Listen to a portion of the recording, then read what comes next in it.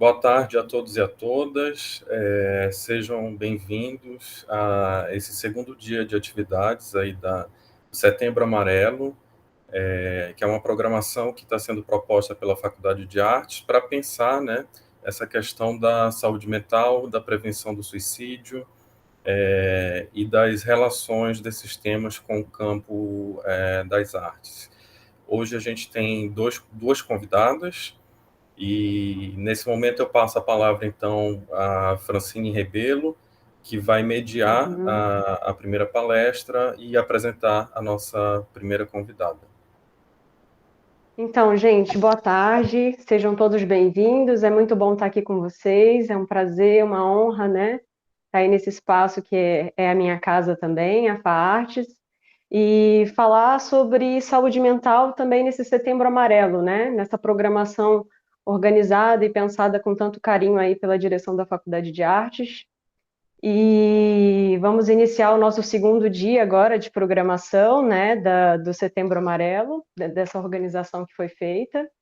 E antes da gente apresentar aí o contexto, né, que a Amanda vai estar trazendo, né, falar um pouquinho sobre, contextualizar essa situação, né, do Setembro Amarelo, do que se trata, né. Ela é uma campanha brasileira de prevenção do suicídio, iniciada em 2015, né. O mês de setembro ele foi escolhido aí como o mês de campanha em função do dia 10 de setembro ser o Dia Internacional da Luta contra o Suicídio, né? Então acho que é importante contextualizar isso.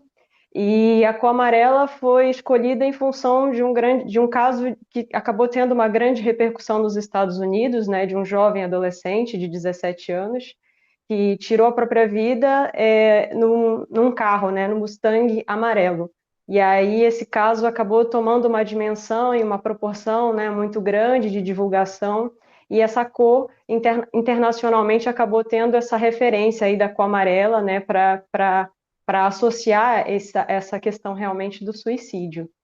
E aí, aqui no Brasil, essa campanha ela já acontece desde 2015, né, organizada pelo Centro de Valorização da Vida, que é uma ONG, né, o Conselho Federal de Medicina e a Associação Brasileira de Psiquiatria.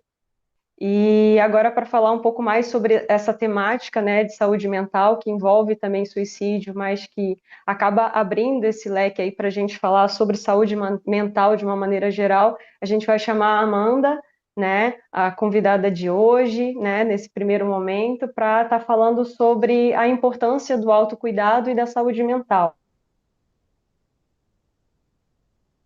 Bom, boa tarde a todos. Eu quero agradecer, né, mais uma vez a participação, poder estar junto com a Faculdade de Arte. A última vez que eu participei foi presencial, foi com os alunos, foi naquele calor, né, humano, com música, com tudo que a gente tinha direito. Mas a pandemia fez a gente mudar aí os nossos contextos, né? Mas, de Uhum. qualquer forma, a tecnologia nos aproxima. Então, hoje a gente vai conversar sobre essa importância do autocuidado e da saúde mental. Tá? O crescimento dos atendimentos, né, desde 2020, atendimentos em saúde mental, ele foi assim, exorbitante. Para iniciar, eu queria falar de uma pesquisa da Fiocruz que está em outubro de 2020, e ela chama justamente a atenção para os casos de depressão e ansiedade, né, entre trabalhadores essenciais do Brasil e da Espanha. Então, esse artigo, ele trouxe que sintomas de ansiedade e depressão, eles afetaram 47,3% dos trabalhadores, né, de serviços essenciais durante a pandemia, 27,4% do total de entrevistados sobre ansiedade e depressão ao mesmo tempo. E, além disso, 44,3% fazendo uso de bebida alcoólica, 42,9% de alterações no sono e 30,9% diagnosticaram ou se trataram de doenças mentais no ano anterior. É importante a gente lembrar, né, naquele conceito macro da saúde mental, que a OMS prega, né, do conjunto de comportamento emocional, que se equilibra em prol de convívio pessoal e social saudáveis, com os demais membros da sociedade. Porém, né, é um quanto que óbvio que esse conceito de saúde mental, quando ele se adiciona aos nossos fatores culturais, sociais, todas as nossas relações, para justificar o comportamento de um indivíduo, a gente sabe que não existe nada homogêneo, né? Que não há nada estagnado com essa precisão que o termo saúde mental traz. A Organização Mundial de Saúde ela também traz um conceito de autocuidado, né? Sendo a capacidade individual de promover e manter a saúde, prevenir e lidar com doenças com ou sem o apoio de um profissional.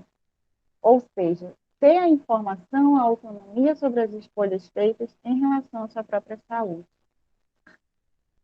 Trabalhar com psicoeducação, né, trabalhar com indivíduos, não é uma tarefa fácil. Né? E também o termo, durante essa pandemia, muda. A gente não pode mais falar que somos profissionais de saúde mental. Né? Somos pessoas, pessoas cuidando de pessoas. Né? Muda-se esse termo porque na pandemia você não tinha só profissionais, e ainda não temos só profissionais cuidando da saúde dos nossos doentes, nossos adoecidos, né? Temos familiares, amigos, então todo mundo entrou nessa grande mobilização de cuidado, né? É importante também a gente, ao pensar em autocuidado, não pensar naquilo básico, né, que a mídia a mídia tem essa prerrogativa, né, de como se fosse só um skincare, e não é nada disso, né? O autocuidado ele vai além disso, além da atividade física, além dos cuidados com beleza, com estética, ele vai com o cuidado da saúde mental, com o cuidado das relações que eu estabeleço com os outros, tá? Com toda a gama, né, que se relaciona à minha qualidade de vida. Eu trouxe um pensamento aqui que é importante a gente fazer, de Michel Foucault, e quando pensamos em formas de subjetivação contemporânea, né, em que o diferente passa muitas vezes a ser considerado como patológico, a gente apresenta uma análise sócio-histórica aí, entre o poder e a incidência sobre os corpos, mapeando as formas de interação que advêm dessas interações. Ou seja, com essas mudanças, esse indivíduo ele sofre consequência social, política, cultural e mais ainda em sua subjetividade. Então, até que ponto, né, esses nossos processos de subjetivação foram atravessados no meio dessa pandemia? O que eu acho sobre autocuidado? O meu conceito de autocuidado é diferente do que outras pessoas acham, do que a minha família acha, do que os meus amigos acham. Dentro desses processos de subjetivação, né, que a gente foi sendo afetado por todo esse meio político, social, a gente foi construindo isso à nossa maneira, né? E talvez a pandemia tenha vindo justamente até para nos dar um sacode, nos acordar, né, se a gente não estava fazendo isso. Nos fez um alerta em relação ao nosso peso, ao nosso comportamento, à nossa alimentação, né, a toda a prevenção em saúde física e mental. Tá? Alguns sintomas, né, que foram ali provocados por esse isolamento se referem muito mais a diagnósticos de pânico, ansiedade e depressão, tá? Sintomas também de estresse e de esgotamento emocional, o burnout. Esse, em atendimentos, durante a pandemia, a gente tem verificado bastante, tá? Algumas pesquisas têm falado também da ação direta do vírus da Covid-19 no sistema nervoso central. Então, experiências traumáticas associadas à infecção ou à morte de pessoas próximas, além de estresse induzido pela mudança na rotina devido às medidas de distanciamento social. E de que forma a gente começa a pensar no enfrentamento, né, dessa ansiedade e depressão? Primeiro passo, reconhecer que essa pessoa precisa de ajuda. E aí estamos chegando, né, no Setembro Amarelo. Passamos pelo dia 10, que é o dia mundial mesmo, né, de falar sobre suicídio. Já estamos hoje no dia 21. E é importante lembrar que não é só um mês. Tá? Reconhecer um colega de trabalho, um aluno, um amigo, um familiar precisa de ajuda, não é tarefa fácil. Tá? Buscar uma ajuda profissional, menos ainda. Ainda existe muito preconceito, né, em relação à figura da saúde mental. Mesmo diante de toda essa pandemia, todos os inúmeros casos de suicídio. Se reinventar, procurar uma boa equipe multidisciplinar quando a gente tem condições para isso, né, para trabalhar esse nosso processo de prevenção de saúde mental. Aqui a gente fala também do conceito de qualidade de vida, que assim como o autocuidado, ele é bem particular, né? O que é bom para mim pode não ser bom para o outro. E muito se fala em pilares de autocuidado, né? Meditação, esporte, né?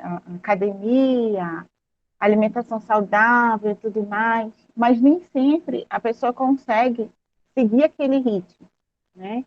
Ela vai tentando ali adequar qual atividade, qual demanda está dentro da sua realidade. Mas não é por isso também que a gente entra naquele processo de acomodação, tá? É importante também esse esforço, se reconhecer, né, dentro dessa qualidade de vida e ver o que é importante para cada um de nós. A gente está passando por um momento, e aí eu digo a gente, nós, né, porque não são nós somente os alunos, tá? Nós profissionais, nós técnicos, docentes, toda a comunidade acadêmica, né? Vamos voltar para uma realidade, né, de administrar as nossas próprias tragédias. Também sofremos, também perdemos familiares, também não vamos encontrar mais colegas de trabalho lá nos nossos setores, né? E além disso tudo, além de administrar as nossas próprias tragédias, a gente vai ter que administrar tudo isso que a gente está vivendo das questões sociais, políticas, econômicas, né? Ainda tem sido muito difícil. E o novo, ele é assustador para algumas pessoas. E aí a gente está vendo aquela enorme discussão entre o retorno ou não das aulas presenciais, né? Algumas universidades já voltaram, outras não. E esse novo é assustador, porque o medo do vírus, né, ainda paira, ainda é bem presente. Ainda temos pessoas em atendimento online porque não conseguiram ainda sair de casa pelo pânico, tá? Pelo pânico de ter contato com o vírus. O Covid-19, ele também tem apresentado em algumas pessoas, em termos psicológicos, né, uma afetação da memória, tá?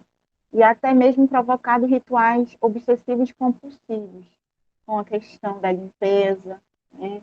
Quem não tinha, acabar adquirindo esse comportamento, além da ansiedade generalizada. As pessoas ainda têm passado por angústia, sofrimento pelo desemprego, os diversos tipos de luto, né? E isso ainda tem gerado isolamento, encontro com diversos tipos de vícios, transtornos compulsivos, como eu já falei anteriormente, abuso de álcool e outras drogas. Buscar o equilíbrio emocional frente à pandemia tem sido um verdadeiro desafio, né? E aí não adianta a gente pensar que o suicídio ele vai ocorrer apenas nos adolescentes, apenas nos nossos adolescentes, tá? O suicídio, por exemplo, em idosos, ele tem sido cada vez mais frequente. pela depressão, pelo isolamento, né? Os filhos que estão cada vez mais trabalhando fora e esses idosos cada vez mais ficando sozinhos. Então, tudo isso é algo a se pensar, né? Refletir. Até mesmo quem não tinha, né, nenhuma questão, quem se considerava totalmente equilibrado emocionalmente nessa pandemia, precisou de alguma forma ou buscar uma leitura relacionada à questão da saúde mental, ou buscar um atendimento, tá? Ou quem já estava até em equilíbrio, né? E eu falo também como psicóloga lá da perícia, né, da unidade de saúde, pessoas que já não pegavam licença médica há muito tempo, que já estavam equilibradas, precisaram se afastar novamente, né? Porque o gatilho ali emocional da pandemia, novas perdas, novas coisas foram fatores, né? Foram acontecendo na vida desses servidores e eles acabaram tendo que se afastar, tá? Como eu falei, outros pacientes, né? Também que não tinham diagnóstico anterior e com confinamento, as separações conjugais, né? Esses lutos acabaram tendo que administrar essas suas dores emocionais de alguma forma. A gente volta, né, com medo, alguns com pânico, né, mas é importante a gente acreditar e a gente precisa voltar aos poucos para essa realidade, nos reencontrar, voltar dentro desse novo normal, né, com todas as condições possíveis, né, de higiene também, a ter esse contato social, porque ele é importante. A gente teve que se adaptar a estudos, né, híbridos, a atividades remotas, a encontrar nossos familiares todo dia e ao mesmo tempo ter que trabalhar. Né? Então, agora, com esse retorno, que passa aos filhos poderem ir para a escola, a gente poder também ir para o trabalho presencial, e isso mexe, né, a rotina mexe com a gente de alguma forma. Tá? Ao reencontrar, né, que cenário social é esse que a gente vai reencontrar ali na universidade? Como vai ser esse reencontro? E aí é importante, primeiramente, esse autocuidado, para que eu tenha capacidade de empatia, porque eu vou ter que reconhecer a dor do outro. Até quando se estava em conflito, setores que estavam, né, com muito conflito, colegas de trabalho sem se falar, e agora você nem vai ter mais a oportunidade de ter esse colega. Eu estou falando de dor, né? Estou falando, porque vai ser doloroso esse reencontro, sim. E a gente vai ter que estar preparado de alguma forma para isso.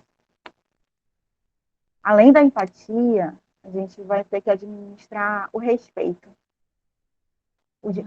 a diversas realidades, né? Algumas crianças nasceram, algumas crianças faleceram, alguns colegas e alunos se separaram ou casaram. Né?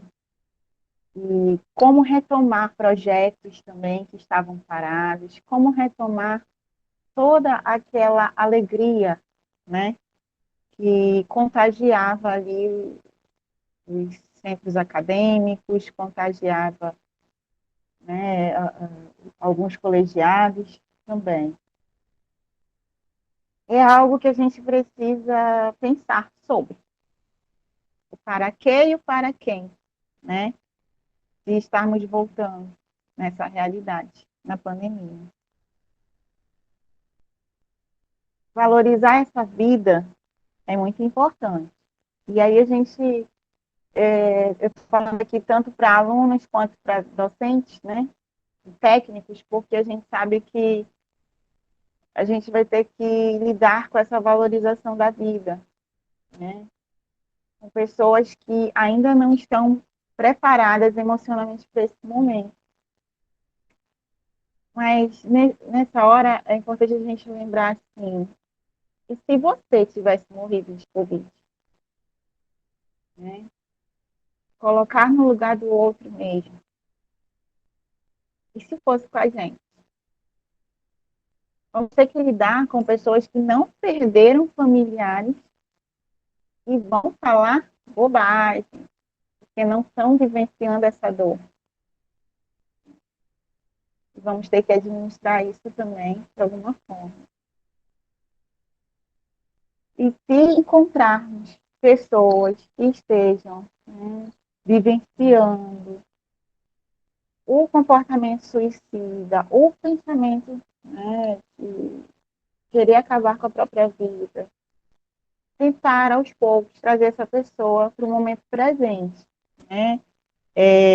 Lembrar o que tem ligado ela a essa vida hoje, os né? Os projetos futuros, como é que ela imagina que ela ainda pode fazer por aqui, trazendo ela sempre para essa realidade.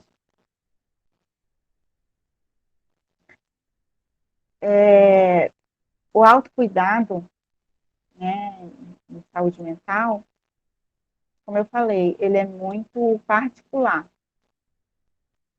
Mas se eu não estiver bem, né, eu tenho que saber dar um passo para trás, reconhecer isso, né, e não ir além do meu limite, tá?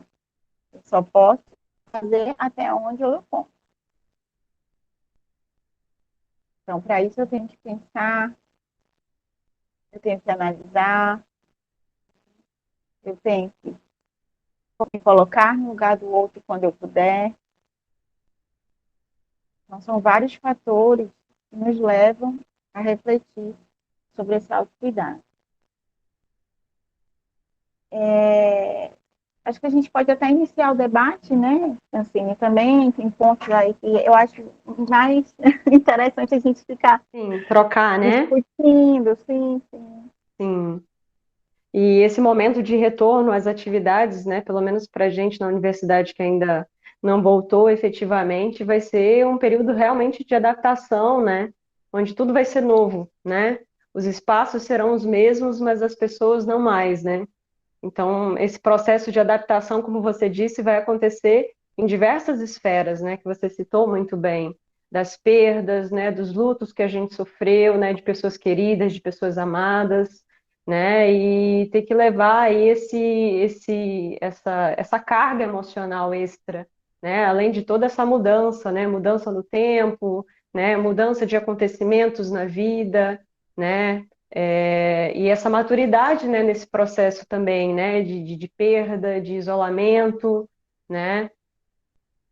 Então, acho que quem tiver querendo fazer alguma contribuição, né, Amanda, para colocar aqui para a gente, vocês ficam à vontade aí para se comunicar, para falar, para trocar. Acho que esse é um espaço de troca, né, de troca de experiências, de troca, né, de conhecimento também. E aí fica aberta aí a palavra para quem quiser, quem tem interesse em fazer alguma colocação de algo particular, de alguma situação até inclusive sobre esse retorno da universidade, né?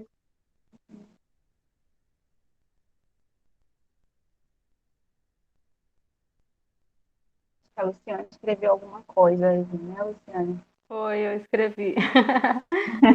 Posso comentar aqui, né? Você Tá. estava falando de ansiedade, né?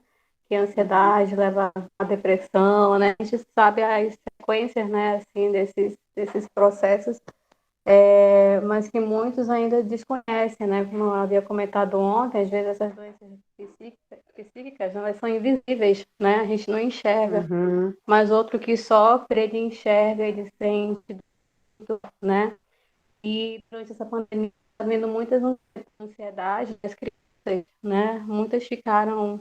Uma uhum, minha sobrinha é um exemplo, né? Eu praticamente fiz a alfabetização dela, né? Ensinei a ler, a escrever por conta da pandemia. E aí você vai fazendo um retorno, né, dessa criança para a escola, você vai ensinando também uma outra forma dela interagir, né? Então, imagina, quase 2 anos sem ter essa interação cultural, social, né, com crianças da própria idade dela, como também as outras crianças, coleguinhas também.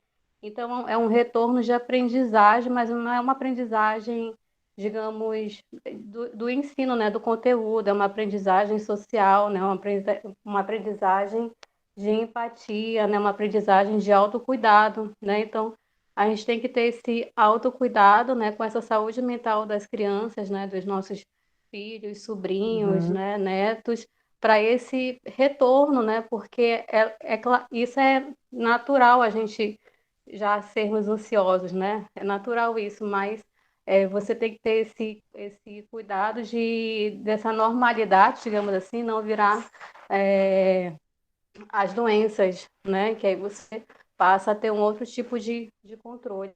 Então, esse retorno também, assim como para as crianças, né, para os jovens, adolescentes, está acontecendo de forma gradual, e não é só um retorno pedagógico, mas é um retorno de autocuidado que a gente tem que ter, nós pais, né, tios, né, netos, a gente tem que ter com eles também.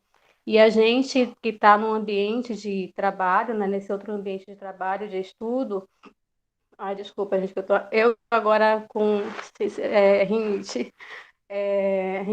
A gente também vai ter que ter esse outro cuidado, né? Tem que ter esse autocuidado, essa empatia, né? Reconhecer a dor do outro, e quando a gente voltar, a gente vai ter vários tipos de saudades, né? Vários tipos de dores, e a gente tem que ter essa empatia, tem que compreender, né? Mas esse compreender não é por uma questão de obrigatoriedade, né? Mas é para a gente também, como sociedade, a gente rever os nossos conceitos, né? Rever o que foi construído, né, durante todos esses séculos e construir uma nova postura diante do que é o outro, né? Do que ele pensa, do que ele sente, do que ele Uhum. é, né? Enfim, obrigada. Isso Ela já mesmo. está me chamando aqui, tia, que é para Eu estudar para a prova ouvi. amanhã. Que bom. O professor colocou, vocês sugerem estratégias de acolhimento nesse retorno? Sim, professor, com certeza, né? De cara, já para receber esses alunos no presencial, né? É escuta, eles precisam de escuta, primeiramente, né? Então, não dá para passar batido, não dá para a gente priorizar conteúdo. Eu diria até, né, que os representantes do MEC não me escutem, mas não sermos tão pragmáticos, carrascos com relação até a nota nesse momento, Uhum. né? Porque a gente precisa de escuta, eles precisam de escuta, esses alunos. E nós também, técnicos e docentes. Alguém levantou a mão. Acho que foi o Francisco, né? Pode Olá, falar. boa tarde. Boa tarde. Boa tarde. Então, eu gostaria de fazer um questionamento baseado em algumas colocações que você fez, Amanda, sobretudo na questão da, da empatia, da análise de um modo geral que nós devemos ter nesse processo de gradativo retorno, considerando que o cenário, né, e o contexto estão bem diferentes e certamente muitas coisas modificaram, né? Você falou em conflitos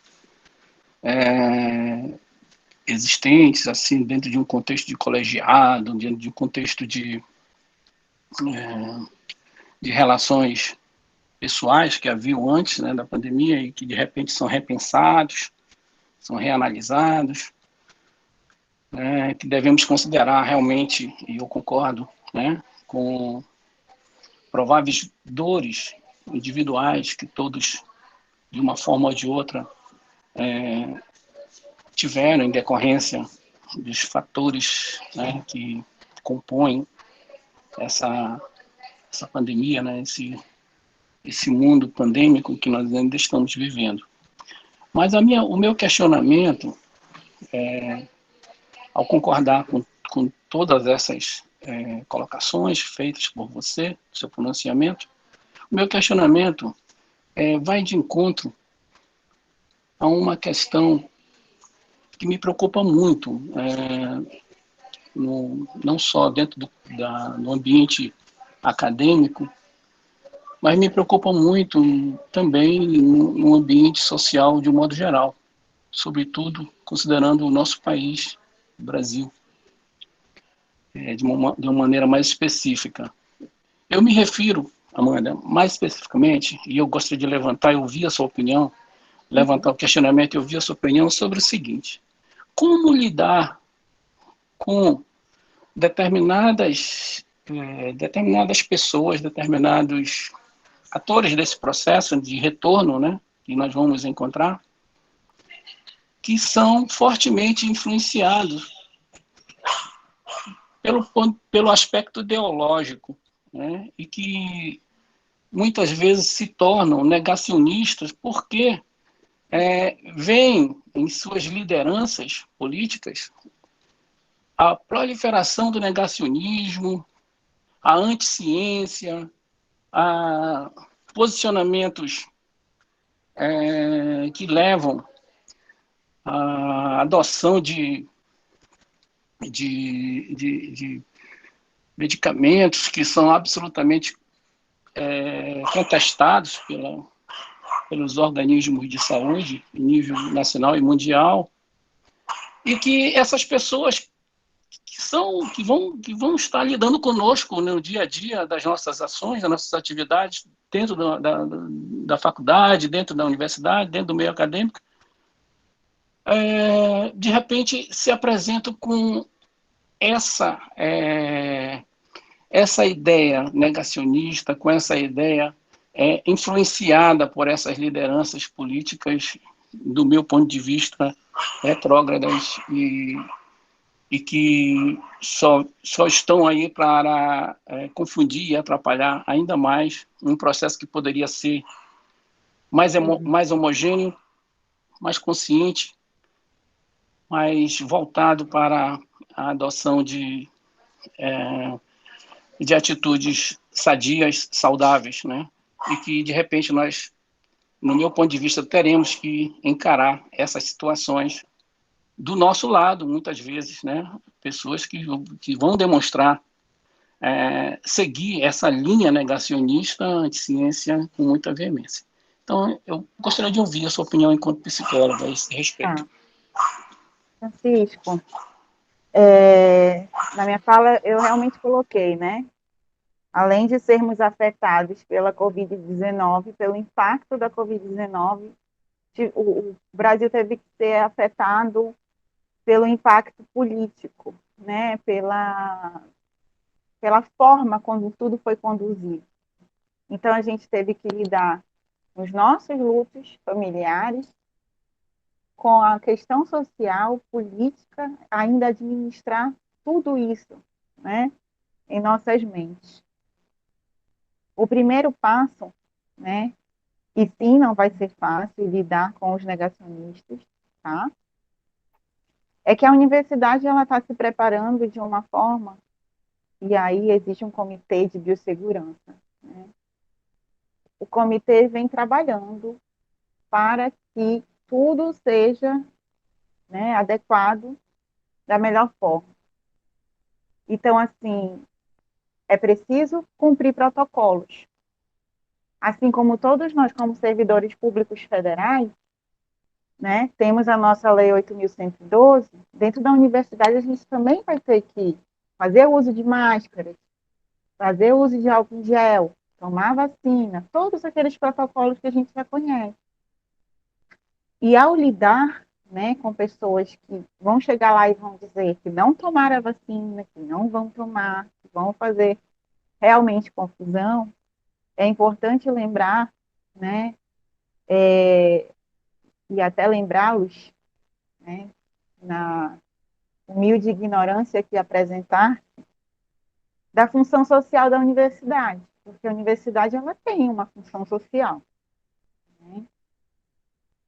Então é com sabedoria que a gente precisa lidar com isso, com sabedoria e lembrar o papel, né, a função social, porque nós vamos sim lidar com pessoas que vão apresentar esse tipo de comportamento, tá? E trazer para o debate, entender a importância, né? Alguns alunos, né, podem também apresentar esse tipo de comportamento, e aí por isso que quando o outro professor colocou aqui de estratégias de acolhimento, né, é por isso, né, esse acolhimento ser feito inicialmente, né, com todos, na sua sala de aula, independente de eventos iniciais, né, ou até híbridos, né, até remotos que aconteçam, que ele seja feito ali, com você e seus alunos, primeiramente na sua sala de aula. Isso a gente está falando de psicoeducação, tá? Eu levar o outro a pensar sobre a sua saúde mental. E aí, quando eu me posiciono nessa reflexão, né, eu passo, sim, a ter mais empatia, né, ao mínimo de empatia, e até a administrar aí, né, o lidar com as diferenças, porque elas vão acontecer. Com certeza vão acontecer dentro da universidade. Tá bom, Francisco?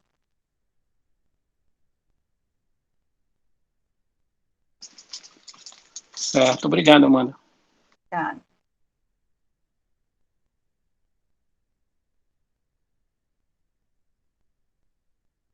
Eu tenho uma E pergunta.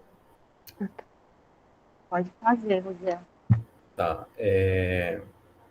Assim, eu vejo como um grande avanço, né, uma vitória, que a sociedade esteja falando cada vez mais sobre saúde mental, sobre autocuidado, mas eu percebo assim que cuidar da saúde mental hoje em dia não é ainda tão acessível, né? Até financeiramente falando, assim. Nem todos têm condições de pagar uma terapia, de procurar um psiquiatra, não sei, comprar medicação. Então, a pergunta que eu te faço, Amanda, é assim, quais são as alternativas, os caminhos possíveis, né, caminhos acessíveis, sei lá, dentro do SUS, dentro da própria UFAM, né, para quem precisa de uma atenção profissional, de um psicólogo ou de um psiquiatra? Isso. Dentro do próprio SUS, o que a gente tem são os CAPs. E a gente sabe que no Amazonas, né, somos em último lugar, infelizmente, né, superlotado. A gente sabe que existem muitos, e aí na pandemia houveram muitos projetos sociais. Eu participei de projetos para acolhimento voluntário, atendimento voluntário, você tinha direito a 5 sessões, né?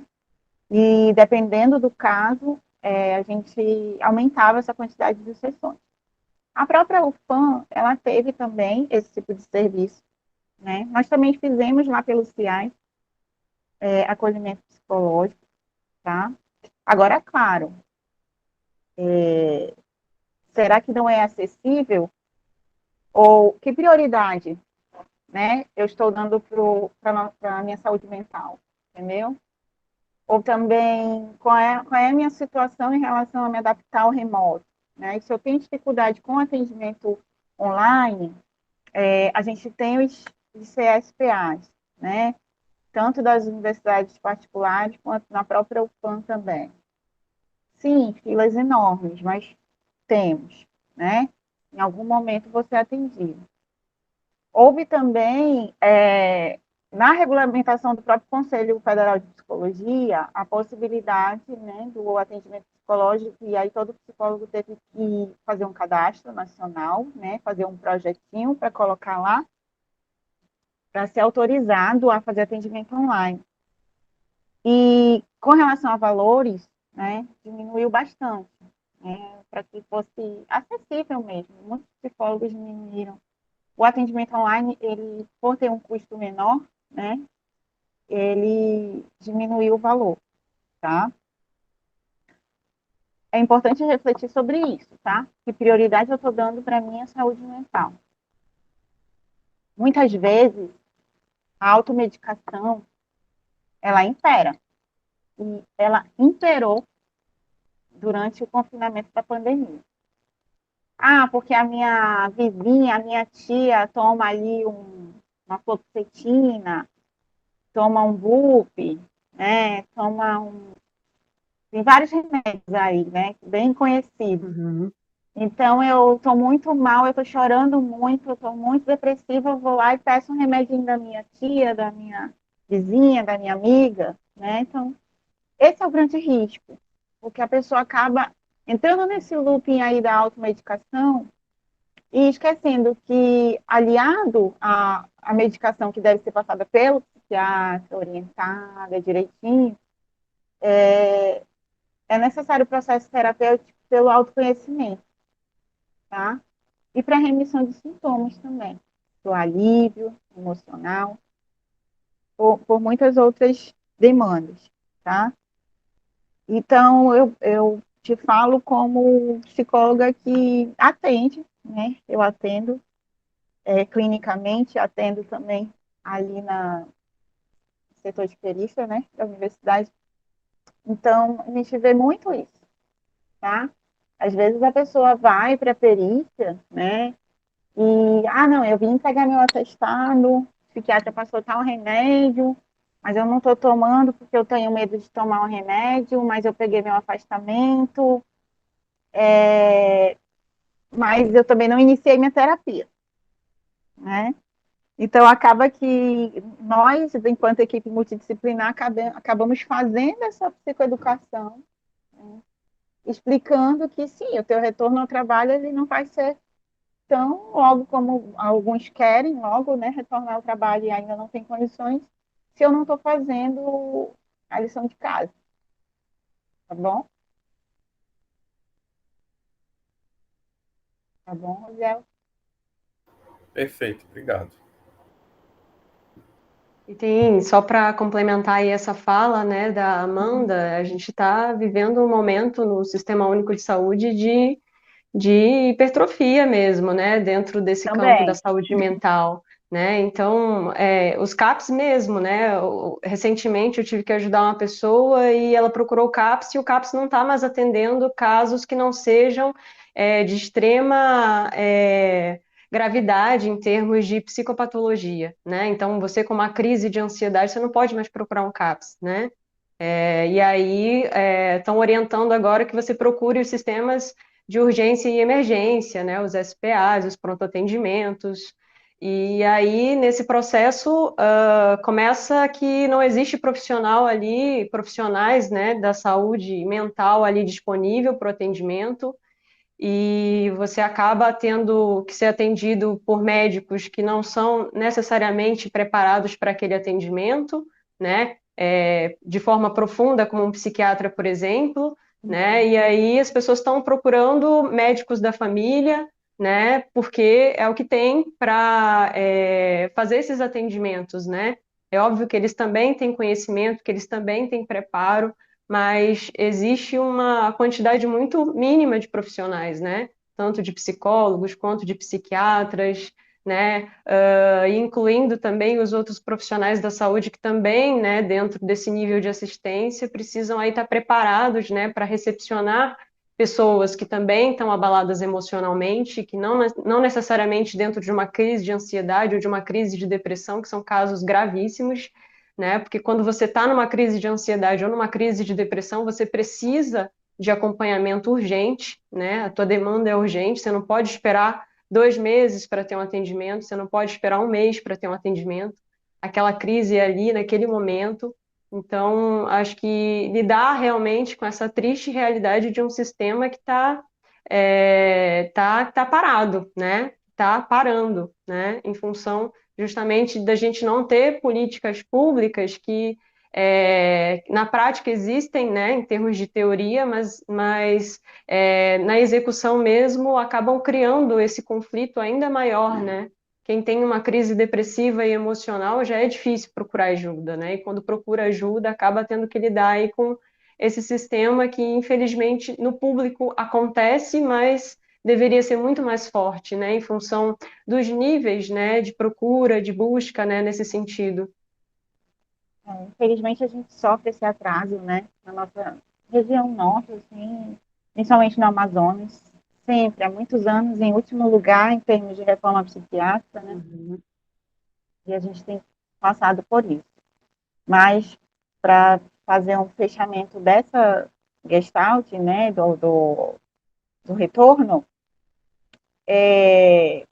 a orientação que fica é quem está assistindo, né, que ainda não buscou um atendimento psicológico, né, uma orientação, um acolhimento, sentiu em algum momento essa necessidade, ou até mesmo para se preparar para esse retorno, o momento é esse, tá?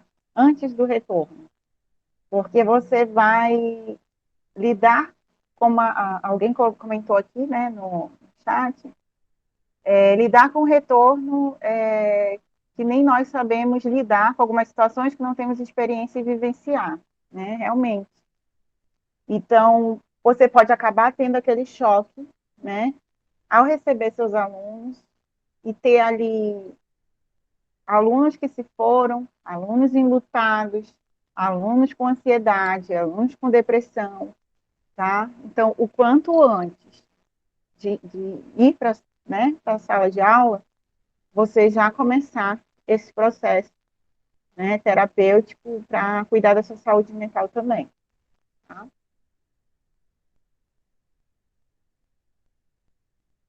É isso. Tá sem som, Francine. Uma outra coisa também, só para a gente finalizar, é sobre a questão também da possível evasão de alunos, né? Em Também. função justamente dessas, não só dessas perdas emocionais e desse sofrimento emocional, mas também em função de uma condição econômica que mudou bastante, né? Essa crise, né, econômica que afetou todo mundo, né? E isso possivelmente já está tendo, na verdade, uma repercussão, né, nas escolas municipais e que possivelmente vai ter também dentro da universidade, né? Então, acho que de ter essa comunicação com os alunos também, né? E de uma certa forma uma responsabilização, né? De cadê fulano? Por que fulano não está vindo para aula? Né? De perguntar por esse outro que pode se ausentar em função dessas questões, né? Que estão aí, que são Que estão invisíveis, né? impactando, Como né? você Sim, disse, sim. que estão impactando, exatamente. Então é isso, mais alguma coisa? Mais uma pergunta para a Amanda? Mais algum comentário para a gente A finalizar professora aqui a fala Núbia dela? levantou a mão. Então vamos lá, Núbia, pode falar. Olá, gente, boa tarde. Boa tarde. Boa Diante tarde. de toda essa conversa, né, Amanda, Francine, eu fico pensando que antes da pandemia eu já tinha problemas com alguns alunos, que eu inclusive levei na reitoria para que tivesse um atendimento, e esse atendimento nós não conseguimos fazer. Né? A aluna recorreu, eu perguntei, cacei para onde é que tem ajuda, e aí consegui levar na reitoria, mas o que me foi dito é que o aluno tinham 2 psicólogos na universidade, né, para atender toda a demanda de alunos. Então, essa aluna estava lá numa lista bastante longa, né, que ela não conseguiu esperar, porque a situação dela era muito mais urgente do que essa espera, né? Porque, como vocês mesmos disseram, a, a, a doença mental, ela é despercebida, né? Ou você nega, você esconde, você tem vergonha, então as pessoas não declaram que são doentes, né? Que nós não temos alguma, não sei nem como chamar, algum problema, né? Algum distúrbio, sei lá, algum emocional, seja lá qual for. Francine sabe, né? Francine conviveu com a minha irmã. E então eu agora na pandemia, um outro aluno também me procurou.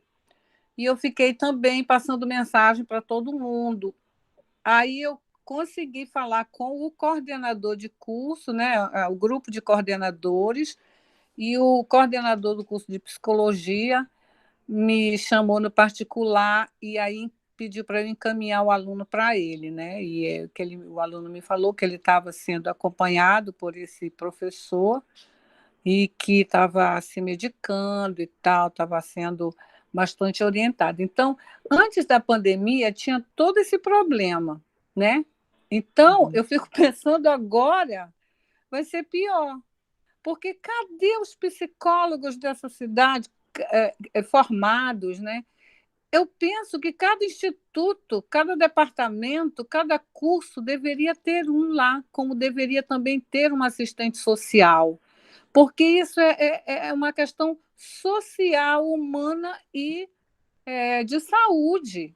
Não se pode deixar jogado o aluno nem o professor, porque nós adquirimos doenças agora que ninguém nem pensava ter, né? Então, a doença mental, ela é muito cara, ela precisa, né, ser disponibilizada de uma maneira muito mais, como vocês já falaram, né, mas o sistema está em colapso total, né?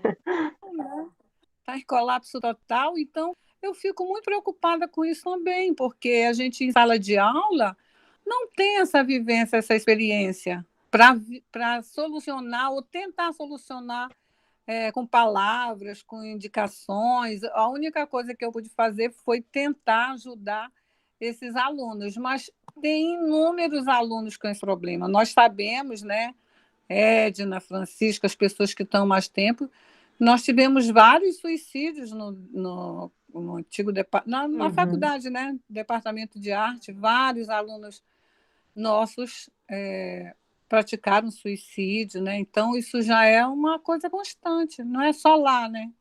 Eu acho que em muitos lugares isso acontece, mas é uma coisa que se repete no nosso curso, não é uma coisa que foi uma vez ou outra. Então eu fico muito preocupada com os professores em não saber lidar e com o próprio aluno e também com ele também na sua, né, na sua necessidade de tratamento também. Então, sinceramente, eu fico, não encontro respostas aí, sabe, para essas dificuldades que nós vamos ter, tá bom? É só mais um desabafo mesmo, que eu sei que vocês não têm resposta também para isso, né? Eu posso? Obrigada. Obrigada, Núbia. Fazer um comentário, tá?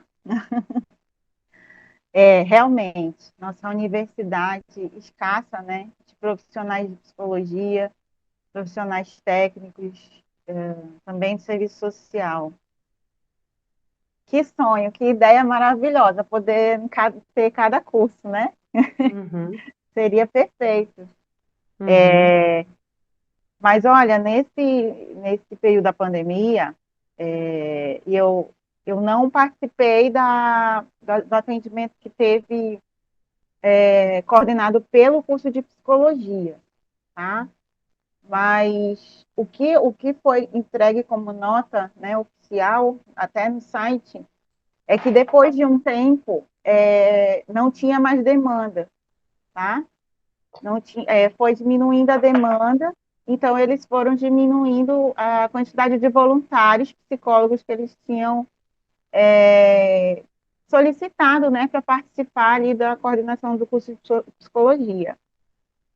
O que é importante também trabalhar nesse retorno dos discentes, né, e também nesse processo de psicoeducação, não encarar o atendimento psicológico como imediato, né?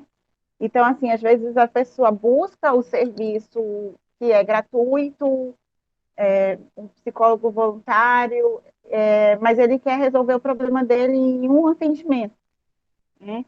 Ele tem essa dificuldade de entender que é um processo, tá? Mas seria maravilhoso, realmente, a gente conseguir trabalhar com mais profissionais. A senhora fez uma ótima colocação aí, professora. Obrigada.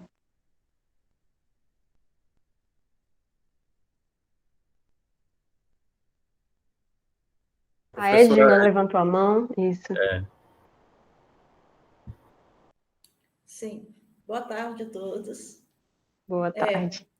Só contribuindo aqui, né, com essa questão que foi levantada sobre a, a invasão, né, já a evasão, né, de alunos, tal, isso já está acontecendo mesmo, né? E um dos motivos foi comigo, né, foi justamente a questão do Covid. Então, um aluno mesmo, recente, veio comigo e disse que não ia continuar por isso, não está em condições de dar continuidade aos estudos, principalmente morando aqui em Manaus, então queria mudar. Então, não só por essa questão, além da questão financeira, né, o fato de esse problema dificultar dele conviver mais tempo com a família, né? Tá todo mundo ali, né? Muita gente junto no mesmo local. Então isso também tem trazido dificuldade, né? As preocupações. Então assim, a gente sabe, né? Que o Covid realmente essa situação tem trazido alguns problemas, né? Algumas dificuldades, principalmente aqui para o aluno também, né? Então assim, quando me procuram, eu tento, né? Eu sei que não estou na situação dele, com problema, aquele problema, né?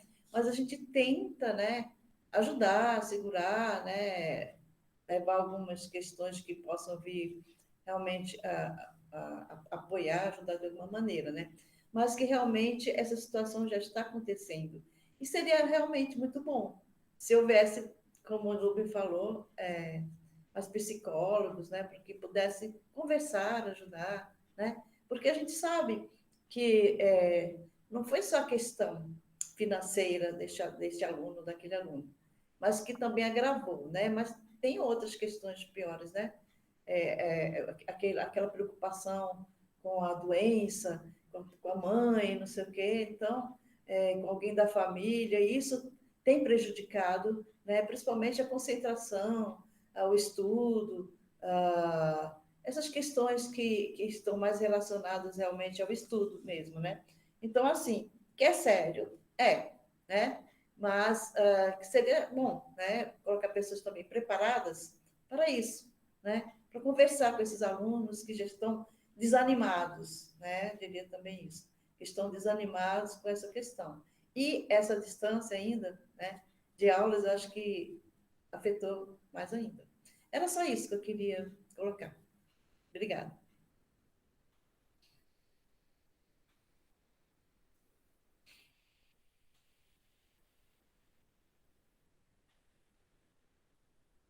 Então é isso, né? Acho que chegou o momento aí da Amanda finalizar, que ela tem os compromissos dela.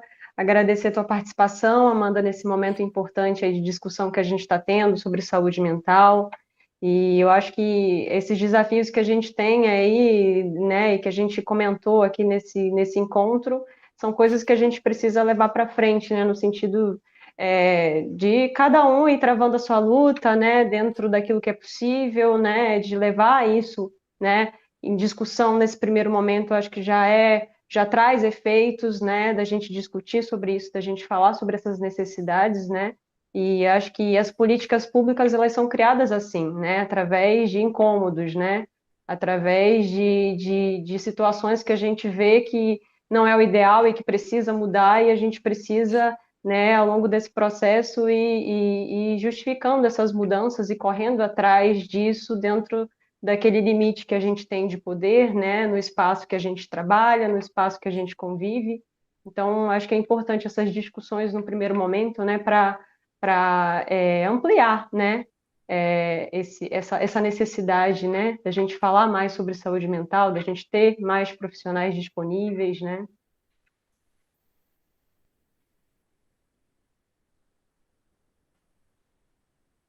Tá sem som.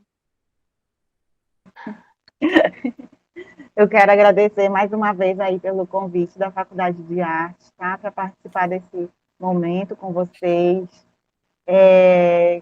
compartilhar, né, nossas experiências, poder ter esse diálogo com vocês. E tomara que a gente tenha um novo encontro em breve. Assim, eu coloco à disposição a nossa equipe multidisciplinar lá da Unidade CIAS UFAM para fazer esse diálogo, tá? Se os colegiados quiser, tá bom? A gente está à disposição para fazer aí um preparo mais específico, né?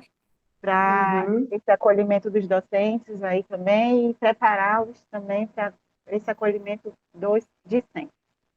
Tá bom? Muito obrigada mais uma vez.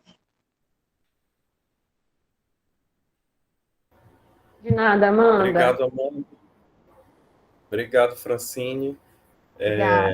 Então, a gente passa, né, para o segundo momento aqui da nossa programação do dia. E a Francine, de mediadora, vai passar a palestrante agora.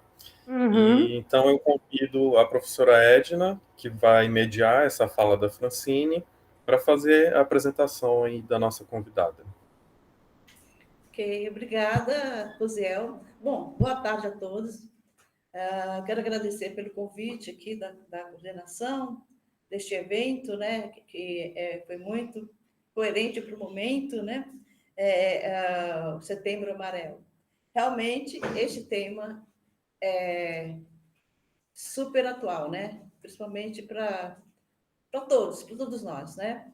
É um assunto bastante relevante, devido a várias questões que estamos vivendo, né, e eu parabenizo a toda a coordenação pelo evento, né? Pelo grupo que está à frente. E quero agradecer também a presença de todos que estão continuando aqui neste debate e também nessa palestra, né? Então, a convidada de hoje, de mediadora, agora eu passo para a convidada, como o Zé colocou, né? A Francine Ribeiro, psicóloga, mestre em saúde pública, né? Pela Fundação Oswaldo Cruz. Tem o tema comunicação assertiva no dia a dia. A gente sabe que este tema é bastante importante mesmo. Por quê? Porque faz parte, ela não está colocando aqui só em setores, né? Mas é um assunto que é geral, é no dia a dia. Vai ali estar no profissional, né? Vai estar na família, vai estar nas redes sociais. Então, é um assunto bastante mesmo relevante. Por quê? Nós estamos vivendo um período, como foi colocado até agora, né? Bastante difícil, colocado pelo Covid, né, por esse período difícil, e também por questões de luto, né, política, como foi comentado aqui também. Então, há muitas agressões, né, há muitos tratamentos bem mal colocados, diria assim, na comunicação, no comportamento, né? Então, eu acho que é interessante realmente a gente debater um pouquinho esse assunto, né? Para que a gente realmente tenha essa consciência de como é que nós estamos tratando o outro, como é que nós estamos nos dirigindo ao problema do outro, né? E aos nossos mesmos, conosco mesmo e com o próximo, né? A gente sabe que a agressividade hoje está sendo colocada em pauta, né?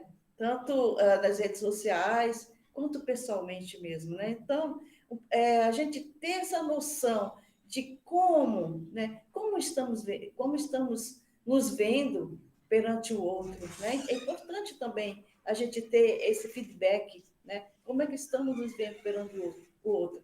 Como é que estamos tratando o próximo? Será que nós estamos prejudicando a sua saúde mental?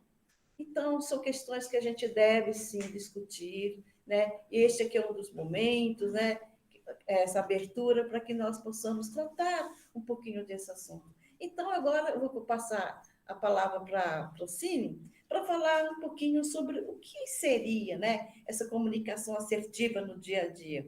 Porque a gente sabe, entre assertividade, existem dois outros comportamentos também em comunicação, né? Que é a agressividade também, né? É o agressivo e o passivo. Eu diria assim, que a assertividade estaria ali, ó, caminhando ali no meio, nem para um lado, nem para o outro, né? Seria aquela comunicação mais acertada, diria assim. Então, vou passar agora a palavra para você, Francine. E eu quero colocar também para que vocês, lá para o final, faltando mais ou menos uns 15 minutos para o término, né? Vocês possam fazer perguntas, colocar, escrever aí, que eu vou observar aqui no chat, e trazer para a Francine responder, né? Tá certo? Tá E, certo. e é isso. Então, vou passar agora a palavra para você, Francine, por Tá favor. bom, Edna, obrigada. Então, acho que usando as palavras aí da Edna, acho que é um momento super oportuno realmente para a gente falar sobre saúde mental, né? Seguindo aí a apresentação da Amanda, que foi muito boa também, né? E nesse primeiro momento eu convido vocês a pensar essa aproximação realmente da saúde mental com a comunicação, né? Um grande exemplo de como a comunicação influencia a nossa saúde mental é esse momento histórico e de instabilidade que a gente está vivendo, da pandemia do Covid-19, né? Que impôs mudanças no nosso cotidiano, né, no comportamento das pessoas em função desse distanciamento social, além de outras coisas que vocês já colocaram, né, das perdas sociais que a gente teve, de perdas de pessoas queridas, né, que acabam afetando aí a nossa saúde mental, o nosso bem-estar, e que acaba repercutindo, obviamente, nas relações que a gente tem com as pessoas no dia a dia, né? Tem pessoas que estão passando por momentos aí de lutos, né?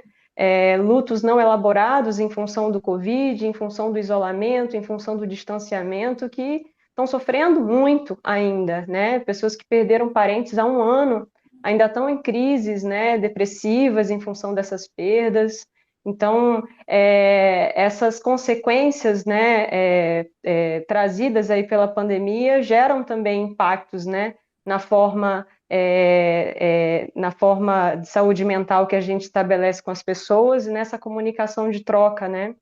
E entendendo que nós somos seres sociais, né? A gente precisa de pessoas à nossa volta para ter saúde mental, a gente precisa criar vínculos afetivos, a gente precisa abraçar as pessoas, a gente precisa conversar, dialogar, né? E isso foi interrompido de uma certa forma, né? A gente teve que se adaptar em relação a isso durante essa pandemia, né? E todo o grau de tensão que isso gerou também, né? Para incentivar ainda mais um momento difícil que a gente está vivendo, né? Na contemporaneidade, né? Que é esse poder de fala, né? Essa discussão a respeito da livre expressão, né? E da correlação disso com o respeito ao outro, né?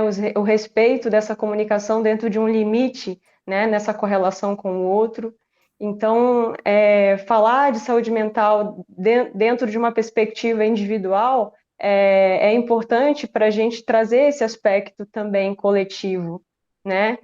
E isso tem sido um assunto, como a Edna disse, extremamente delicado no nosso cotidiano, né, em função das diversidades de opiniões que tem se tornado verdadeiras disputas políticas e ideológicas, né, que se deslocam para essa esfera social do comportamento e que tem afetado o nosso cotidiano, né, a nossa forma de se comunicar com as pessoas, os nossos espaços de comunicação, de expressão e de fala, né? E para início de conversa, um dos tópicos que eu trouxe é o quanto que a gente precisa pensar, num primeiro momento, a forma como a gente se comunica com as outras pessoas, né? E o quanto que isso tem correlação com saúde mental, né? A comunicação assertiva, ela tem a ver com a forma de pensar e de expressar esse pensamento, né, de uma maneira responsável, considerando o outro, considerando um espaço de fala, né, onde pode haver diferenças de opiniões, mas que essas opiniões se respeitem, né, para que isso não gere um conflito, para que isso não gere uma agressividade contra o outro, contra o próximo. Então, a comunicação assertiva, ela vem trazendo esse conceito mesmo de equilíbrio nessa comunicação com o outro. E eu preciso deixar claro que a ideia de abordar essa temática não é necessariamente de trazer uma fórmula pronta, né, de uma receitinha de bolo, de como a gente deve necessariamente se comunicar com o outro de forma agradável, até porque às vezes isso não vai ser possível, né? A gente precisa ser bem realista e entender que essa vida ela não é um conto de fadas, né? Por mais que você esteja fazendo a sua parte nesse processo de comunicação, né, de dando espaço e respeito para esse outro falar, que tem uma opinião divergente, muitas vezes, nem sempre o outro vai reagir dessa forma, né? Então a gente precisa contar com essa possibilidade também, né? E então responder a uma situação de conflito é muito intuitivo, né? Depende de múltiplas variáveis, do nível de maturidade das pessoas envolvidas, do valor dessas pessoas, né? Das suas características de personalidade, da gravidade da situação em si. Então a ideia é trazer certos elementos de reflexão para a gente pensar a forma como a gente se comunica, né? De pensar como o outro está se comunicando com a gente também. Né? Então, é sobre esses dois tópicos que eu vou falar inicialmente, né? Da importância da gente compreender o nosso processo de comunicação na relação com o outro, mas de entender também o processo de comunicação do outro em relação a gente, ou em relação ao meio social, né? Que a gente está avaliando, percebendo, fazendo parte. E ter uma visão mais macro realmente dessa comunicação para entender os elementos que compõem esse encontro, essa troca, né? E perceber o quanto que a comunicação está ligada diretamente com a nossa saúde mental, né? Isso é extremamente marcante.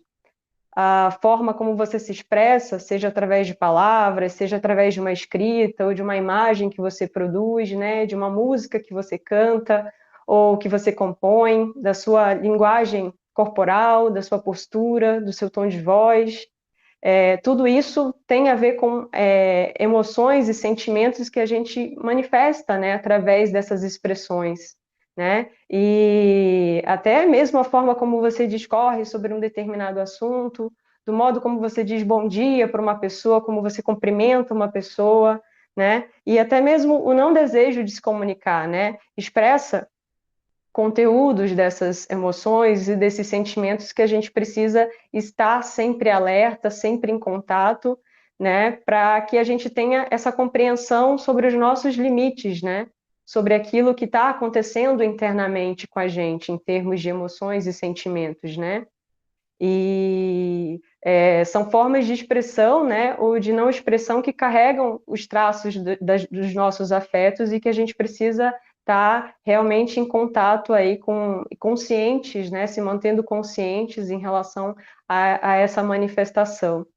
E além dessa dimensão mais subjetiva, a forma como a gente se comunica, ela é carregada de significado emocional, né? E é importante quando a gente fala de saúde mental ter consciência desses sentimentos, dessas emoções, desses afetos, de estar em contato com essas emoções, até para entender um nível de gravidade ou não, de mudança ou não em relação a esses sentimentos e a essas emoções, né? Porque ninguém melhor do que a gente, né, se conhece nesse processo, né? Então, eu entendo que a gente tem essa percepção de quando a gente está triste, de quando a gente está mal-humorado, de quando a gente está para baixo, né? De quando a gente está alegre, né? De quando a gente está entusiasmado, né? Quando a gente está num ritmo ali de produção, no dia a dia, em que está tudo acontecendo muito bem, né? Essa percepção ela é importante para a gente se manter vigilante em relação à nossa saúde mental, né? E o quanto que isso vai repercutir, obviamente, né, nessa relação com o outro. Então,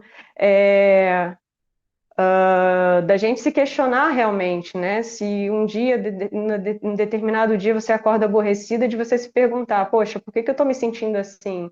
Né? Eu estou me sentindo cansada, né? Esse cansaço está vindo de onde, né? De buscar essa autopercepção, né? Esse aborrecimento tem alguma causa específica, né? Eu estou chateada por que motivo, né? Será que eu estou preocupada com alguma coisa? Ou será que foi algum acontecimento no dia anterior que me fez, né, ficar mais tensa ou não dormir direito, né? De se perguntar realmente o que no cotidiano pode estar influenciando esse humor, né? Essa variação e essa instabilidade, né, realmente de humor. E esse processo de autoinvestigação ele é super importante para a gente manter a saúde mental, né? Esse equilíbrio que a gente busca, né, de emoções e de sentimentos, né? Lembrando que a gente é sujeito a inúmeros sentimentos, né, de sentimentos positivos e sentimentos negativos e que a gente precisa naturalizar esse processo, né? Quando eu disse que eu não ia trazer nenhuma receitinha de bolo, era justamente para falar sobre isso, né? Para a gente naturalizar esse processo de frustração, né? De aborrecimento, porque isso faz parte do nosso cotidiano, né? Essa é a nossa vida real. A gente precisa lidar o tempo todo com a instabilidade da vida, né? Com problemas que surgem, com demandas que surgem, que não necessariamente vão ser internas, né? Como eu disse inicialmente, né, da gente fazer essa autoavaliação, né, da gente buscar, poxa, o que está acontecendo comigo hoje? Por que eu estou desse jeito? Eu preciso entender, né? Esse é um exercício super importante, porque quando a gente faz isso e a gente encontra uma causa e um motivo e uma razão para estar se sentindo daquele jeito, tudo se torna mais simples, né? Porque você já sabe o porquê, né? Você já não está mais agindo de uma maneira automática, né? De uma maneira não reflexiva, né? Você está em contato com os seus sentimentos, com as tuas emoções, e você entende o porquê daquele aborrecimento, ou porquê daquela chateação, ou porquê daquele dia não está sendo tão bom como deveria, né? Então, acho que pensar e falar sobre essas oscilações, né, de sentimentos e de emoções é super importante. E entender também, né, que essa dimensão mais subjetiva, ela é afetada também, né, por questões que são externas a gente, né? A gente não tem controle sobre muitos acontecimentos da vida, né? E esses acontecimentos acabam afetando a gente de alguma maneira, né? Por exemplo, se acontece alguma coisa com teu familiar, né? Ou com uma pessoa que é muito próxima de você, amiga, né? Que faz parte da tua rede social, inevitavelmente você se afeta com o problema dessa outra pessoa, né? Então, quando a gente vai ao encontro das relações, a gente carrega essa bagagem, né? A gente carrega essa bagagem de coisas que a gente precisa resolver e lidar, né, dentro de um nível mais subjetivo da gente com a gente, e ainda tem essa outra carga, né? Como a Luciane colocou inicialmente, né? Ah, eu estou aqui, a gente está passando por esse processo de pandemia e eu estou tendo que cuidar e educar a minha sobrinha nesse processo de alfabetização. A gente se afeta pelos acontecimentos que estão em volta da gente, né? E a gente precisa tomar uma atitude, né? Dar um direcionamento para aquilo, né? E é mais uma demanda emocional que a gente acaba levando para as relações. E quando eu falo dessa necessidade da gente pensar esse nível mais subjetivo, mais pessoal, mais individual, é justamente da gente aprender no cotidiano, fazer essa leitura de uma forma contínua, né? De analisar realmente essas emoções, de analisar realmente esses sentimentos e entender que isso vai ter uma repercussão na forma como eu me comunico com as outras pessoas, né? E um outro ponto que eu queria colocar também é da gente avaliar e de a gente ter uma percepção em relação à forma como o outro se comunica com a gente, né? Esse outro, ele também tem demandas, né? Ele também tem uma história de vida, ele também teve possivelmente uma semana difícil ou um mês difícil, sabe lá por quais motivos e problemas, né? E entender que às vezes essa carga acaba trazendo uma dimensão um pouco agressiva nessa comunicação com a gente. Então, acho que é super importante quando a gente consegue fazer essa leitura a nível pessoal, né? Para conseguir olhar e enxergar esse outro também, né? Que também está no processo dele. E eu acho que nada justifica uma pessoa tratar a outra com violência ou com agressividade, Mas a gente precisa entender que essas pessoas possivelmente estão passando por esse processo, né? E a gente não precisa necessariamente investigar a vida de todo mundo, entender, por que que fulano se comportou daquela forma comigo, né? Por que que fulano foi grosseiro, por que que ele gritou comigo, né? A não ser que você tenha uma proximidade afetiva com aquela pessoa, você vai buscar ajudar e acolher, mas, independente disso, acho que é importante a gente ter essa dimensão desse outro, né? Ontem a gente estava aqui, né, iniciando aí esse encontro e a gente acabou sofrendo algumas invasões. Eu não sei se vocês lembram, quem estava aqui ontem acompanhou, né? Pessoas entrando, né, na reunião aqui do Meet e xingando todo mundo. E aí a gente tem que pensar, né, o que que leva uma pessoa a fazer isso, né? Entrar aqui numa reunião, né, coletiva, né, num espaço de troca para trazer, né, alguns xingamentos, né, com teor sexual, né? Vocês estiveram aqui ontem, vocês acompanharam isso, né? Algumas invasões aí que acabaram trazendo alguns xingamentos nos momentos de fala e de uma forma bem inoportuna, né? Então, se a gente for pensar o que que passa, né, pela cabeça de uma pessoa que faz isso, né? É inaceitável, é inadmissível, mas ao mesmo tempo eu acho que não tem uma justificativa plausível, né, para uma pessoa ter esse tipo de comportamento.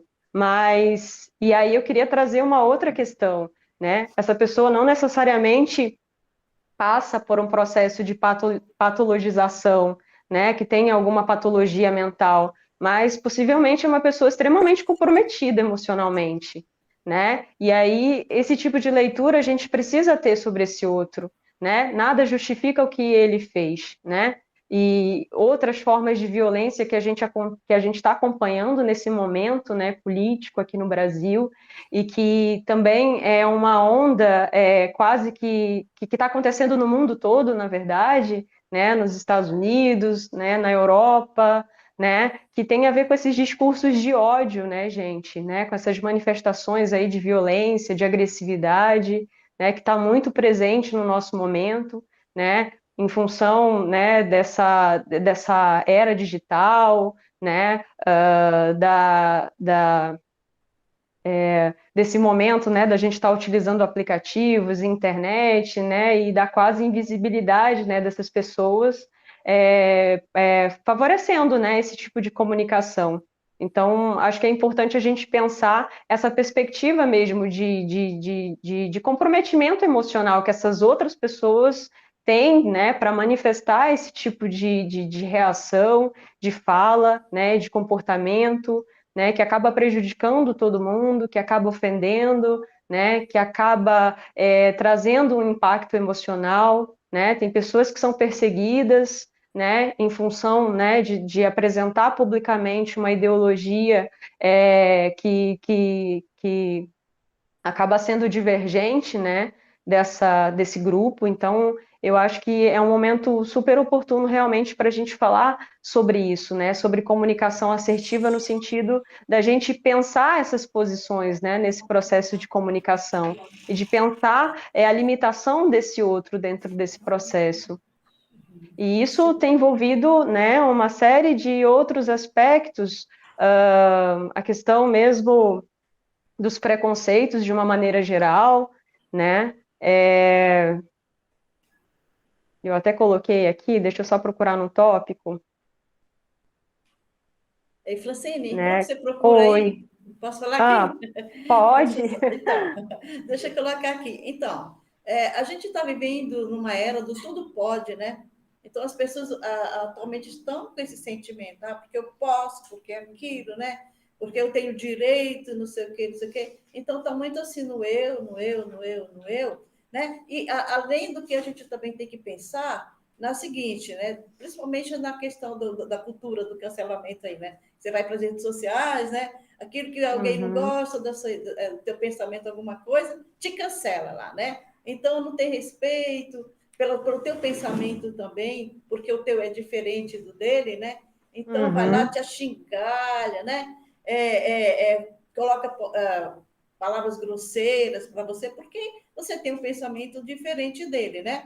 Mas ele também está te excluindo nesse sentido, está tendo preconceito, porque quando você expõe algo que outro também vem te cancelar, ele também não está respeitando, né, o seu pensamento, né? Então a gente sabe que essa questão aí também, né, da xingalhar o outro, tem muita, está bem enraizada aqui lá na característica do ser humano mesmo, né? Já de muitos anos, muito tempo lá, né?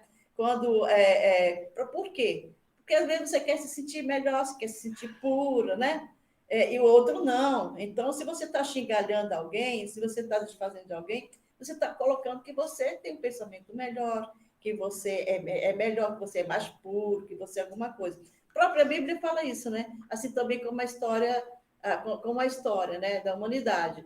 Que antigamente, se você colocasse alguém como um bruxo, você colocava-se na fogueira, né? Então todo mundo xingava, né? Morra! E não sei o quê. A Bíblia também, quando a mulher foi pega em adultério, todo mundo xingou ela. Ou seja, se eu tenho o direito de xingar o outro, é porque eu estou me sentindo que eu não sou, né? Eu não sou assim, né? Então, assim, a gente percebe que esse gosto do lixamento, essas coisas, né? E principalmente transpostas, né, para as redes sociais, principalmente é o momento atual que estamos vivendo, né? Porque é onde a comunicação se coloca maior, né? Então, depois que as pessoas aprovam ou não estão de acordo, te cancelam. Então, se colocam de uma forma, talvez se sentindo superior, né? Não sei. Mas, assim, eu acho que isso está tão sério, porque está causando problemas sérios, né? Problemas mentais, a ponto até daquela pessoa cancelada se sentir tão agredida, de cometer suicídio, né? De não ter aquela, né, ser forte o suficiente para suportar certas coisas. Então, é muito sério mesmo, né? Então, era só isso. Eu só estou aqui compartilhando um pouquinho. E o cancelamento hoje está trazendo esse aspecto mesmo, né, da intolerância, no sentido de as pessoas não estão mais admitindo, né, comportamentos que são grosseiros, né, que trazem outros preconceitos, né, de raça, de cor, de gênero, né, de sexo, né, sobre a sexualidade das pessoas, né, de uma maneira desrespeitosa. Eu sei que tem essa questão também, né, do retorno também ser agressivo, né? Mas é um momento que a gente está vivendo de não admitir realmente mais essas manifestações, né? Que antigamente eram naturalizadas, né? Tudo bem você fazer uma piada xenófoba, tudo bem você agir com preconceito em relação à sexualidade de uma pessoa, mas hoje as pessoas não estão mais admitindo isso. Então, acho que essa agressividade tem a ver com esse momento de adaptação realmente, né, de não admitir mais essas falas, de não admitir mais esses discursos, né? E, infelizmente, isso está sendo colocado de uma forma também, né, violenta, mas que é um processo que faz parte dessa adaptação, né? É como se, né, uma minoria toda tivesse calada por bastante tempo, né, historicamente, aí nessa cronologia que a gente tem, histórica, e agora é o momento de falar, é o momento de se expressar, é um momento de não aceitar, né, esse tipo de manifestação, esse tipo de fala, né? O professor acabou falando aí sobre essa questão, né, do negacionismo, né? Então, acho que tem a ver com isso, né, com essa adaptação de dar esse olhar, né, de não aceitar esse posicionamento, né? A gente já evoluiu tanto, né, em termos de políticas sociais, em termos, inclusive, judicial, né, quando a gente fala de direitos humanos, né, quando a gente fala do respeito ao próximo, né, quando a gente fala do respeito, né, às questões individualizadas, à religião, né, que a gente não pode mais regredir nesse processo, né, mas a manifestação que está tendo agora acaba sendo eu não digo nem num retorno de agressividade, mas assim, de revolta mesmo, né? De não admitir certos comportamentos e certas falas que regridem, né, esse processo todo, né, de conquista histórica que a gente manteve, né, e que a gente mantém, né, dentro dessas minorias. Então, eu acho que vai chegar o momento de haver uma adaptação em relação a isso, mas a gente está vivendo num momento realmente de crise, né, pela exposição disso, né, nas redes sociais, na mídia, né, na internet, né, e da internet ainda ser esse espaço de fala onde as pessoas acham que estão ali no anonimato, né, criticando, falando, xingando, tendo esse tipo de posicionamento. E eu acho que é importante a gente pensar no combate em relação a essa comunicação agressiva, né? Essa comunicação que fere o direito do outro, né? E isso é uma conquista constitucional que a gente teve, né? Dentro desse processo aí de democratização que não pode ser, não pode retroagir, né? Então, eu acho que esse momento de resposta também agressiva tem a ver com o impacto disso, né? Nessas mudanças aí históricas. Certo. E é isso, gente. Eu acho que é importante a gente abrir um espaço aí para fala, né? E da gente entender também que muito dessa agressividade ela pode também estar relacionada com alguns transtornos psicológicos e psiquiátricos, né? Porque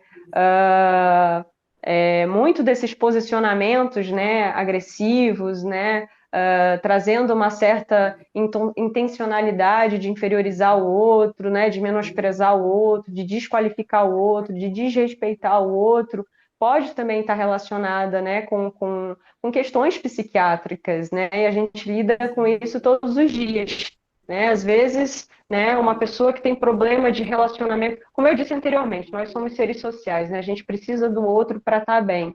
Então, se você começa a perceber que tem uma pessoa que tem uma dificuldade de relações, né, em muitos sentidos, né, no sentido familiar, no sentido social, no sentido profissional, é uma pessoa que está isolada do grupo, né, e que acaba causando esse próprio isolamento pelo próprio comportamento dela, possivelmente essa pessoa tem algum problema psiquiátrico, algum comprometimento emocional muito grave, né, e que vai precisar, a gente vai precisar olhar para isso, né, ao invés de necessariamente bater boca com uma pessoa dessa. Então, acho que tentar compreender essa lógica do outro também, né, porque às vezes a gente se desgasta, a gente se ofende, né, a gente acaba criando uma disputa, uma rixa e até colocando em risco, né, a própria vida, né, porque para certas pessoas não há um limite, né, desse retorno, dessa troca, dessa ofensa.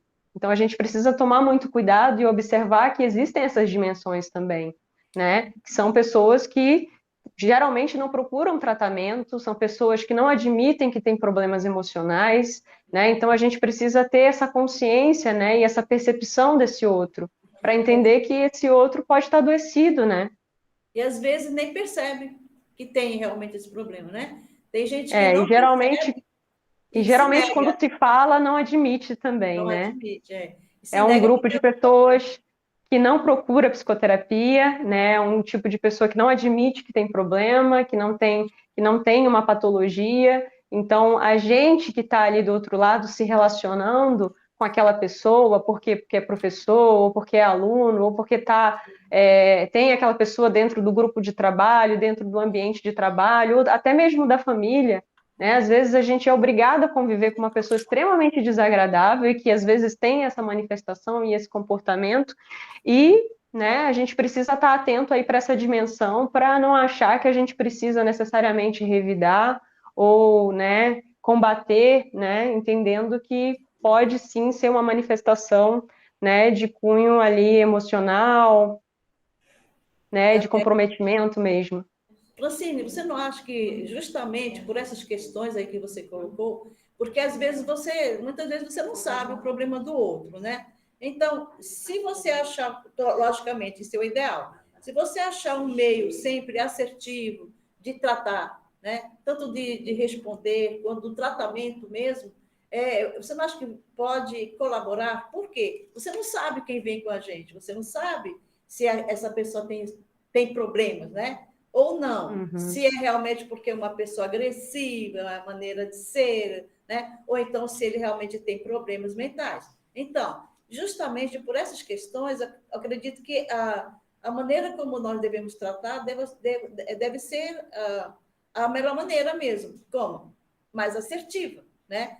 Tratar bem todos, né? Porque você pode até ajudar aquela pessoa que já tem aquele transtorno ou aquele problema, né? Emocional ou não. Se ela já vem com agressividade e você responde com mansidão, às vezes você já quebra essa pessoa um pouquinho. Então, a maneira... Exatamente. Se a gente tem uma boa maneira, diria assim, né? Boa, né? De tratar o outro, mesmo que ele venha, né, daquela maneira indevida, eu acho que às vezes você até quebra, porque eu já vi isso mesmo, eu já vi pessoalmente, né?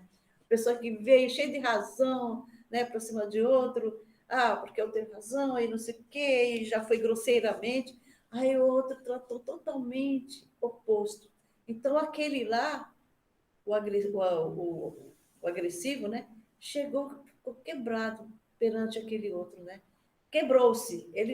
Poxa, a pessoa tratou de uma maneira totalmente diferente. Por quê? Se você vai no mesmo, né, corresponder da mesma forma, logicamente que vai dar ruim, como diria, né? Uhum.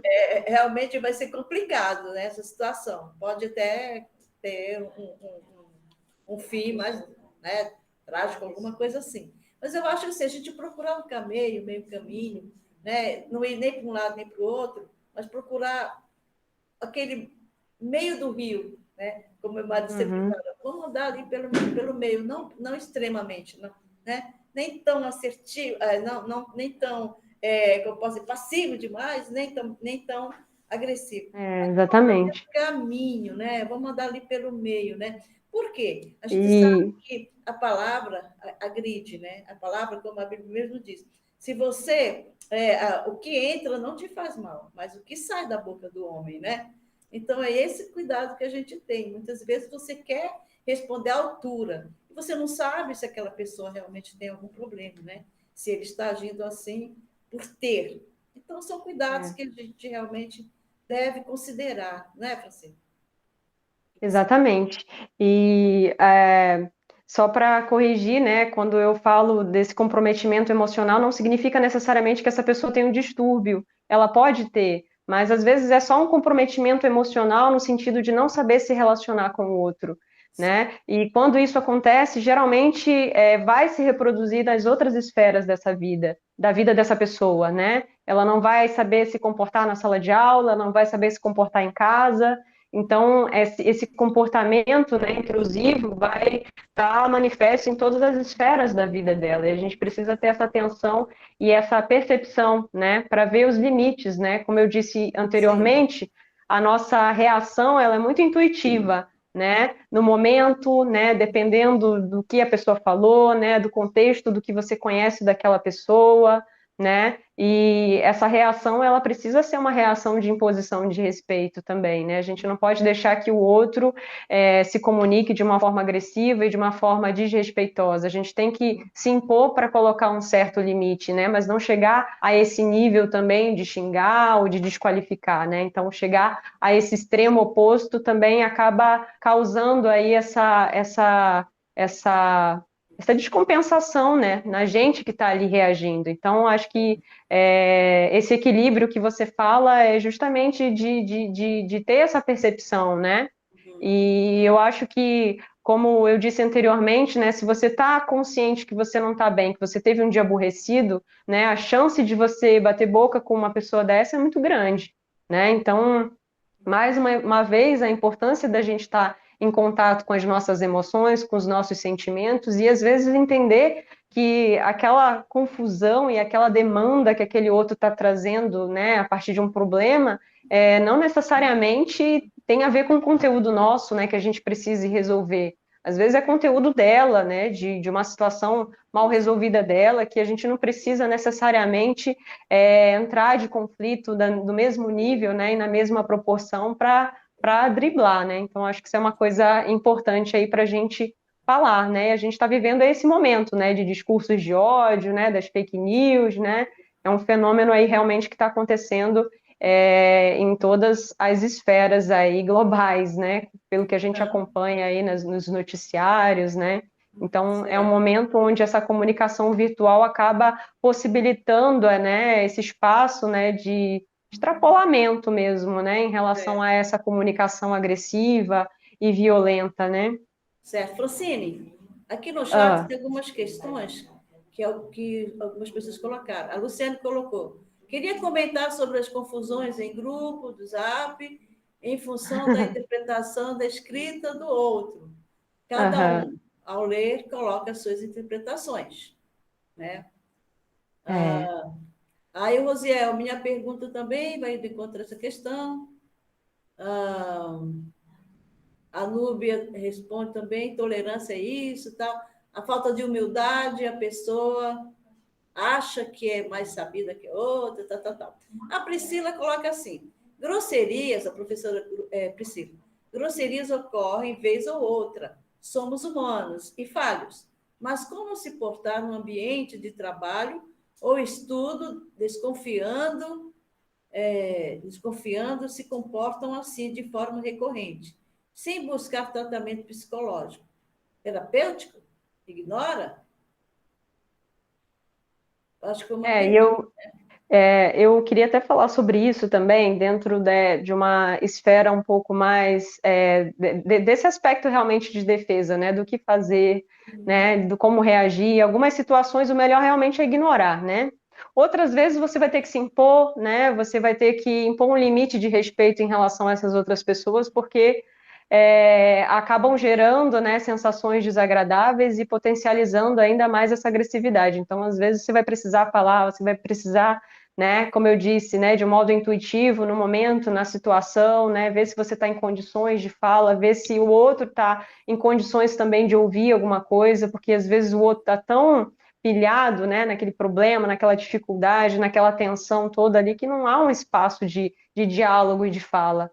Né? E a comunicação assertiva entra justamente aí, né? De você se perceber nesse processo, mas de você perceber esse outro também, né? Às vezes você quer falar, às vezes você quer defender uma causa, uma ideia, mas o outro não está disposto a ouvir, né? Então, jogar saliva fora, né? Então, acho que ter essa percepção mesmo, né? Na situação, para avaliar aquilo que é mais racional fazer, né? Considerando realmente a nossa própria emoção, né? Entendendo que se você estiver mal naquele dia, você vai discutir, você vai gritar, e como a Priscila disse, isso também faz parte desse processo, né? Quando eu falei sobre essa instabilidade emocional que a gente vive no dia a dia, é justamente incluir isso, né? Tem dias que a gente não vai suportar, tem dias que a gente vai bater boca, que a gente vai gritar, que a gente vai falar no mesmo tom.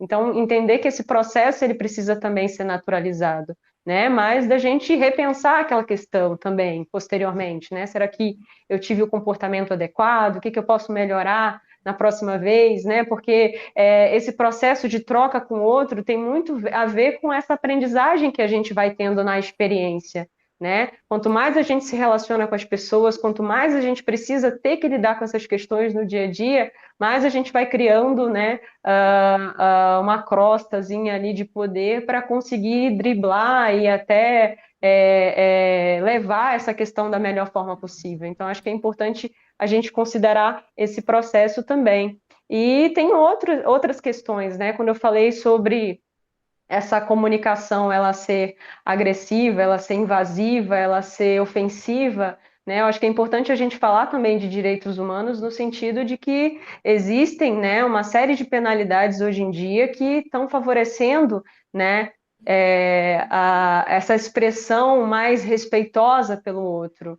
Né? E quando a gente fala do direito, por exemplo, a gente pode incluir os crimes de honra, né? Que é a calúnia, a injúria, a difamação, isso tudo é crime, né? Uma pessoa não pode chegar comigo e me ofender, né? Ou então falar de mim mal pelas costas e tentar, né, me desqualificar diante de um determinado grupo, né? Então, acho que pensar que já existem aparatos para a gente criar uma defesa em relação a isso, né?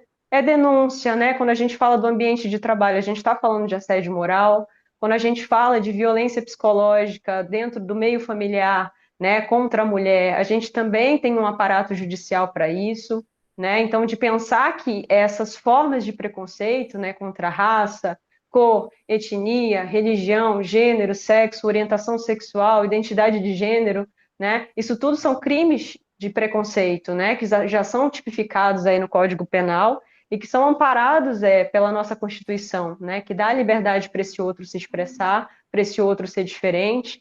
Então, às vezes a gente se cala demais diante, né, desses problemas e dessas dificuldades, e às vezes a gente precisa tomar alguma medida realmente coercitiva para tentar diminuir, né, a frequência, né, disso, já que o outro, normalmente, como eu disse, não vai querer se tratar, o outro normalmente não vai admitir que tem um problema.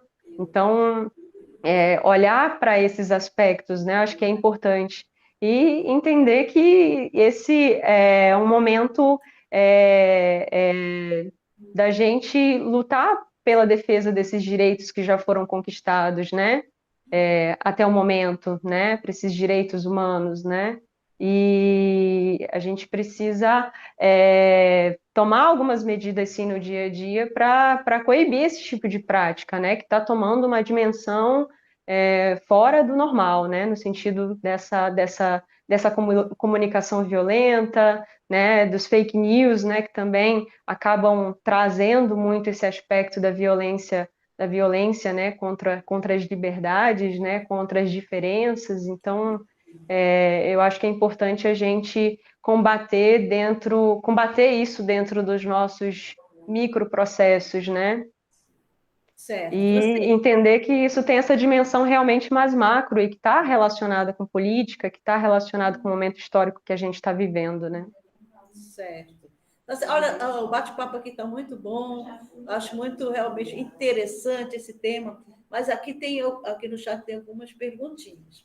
A professora Priscila pergunta: comunicação assertiva tem paralelos com a comunicação não violenta ou são coisas diversas, mas complementares?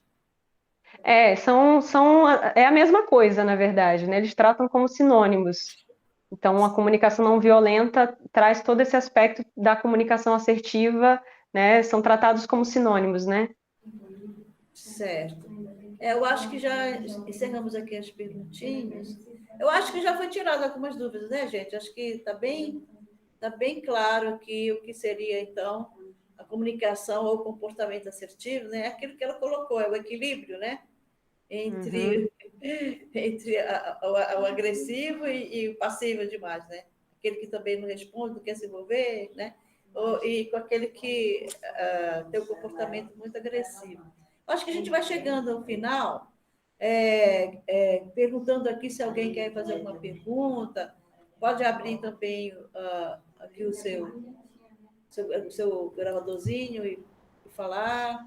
Eu queria fazer um comentário que eu vejo assim comunicação assertiva muito ligado a uma postura para se evitar mal-entendidos também, né? Você saber se comunicar com clareza, Exatamente. principalmente nos dias de hoje, né? Que a nossa comunicação está completamente atravessada pela tecnologia, pelos aplicativos, e isso se potencializou agora durante a pandemia, né? A gente basicamente se comunica pelo celular, pelo computador.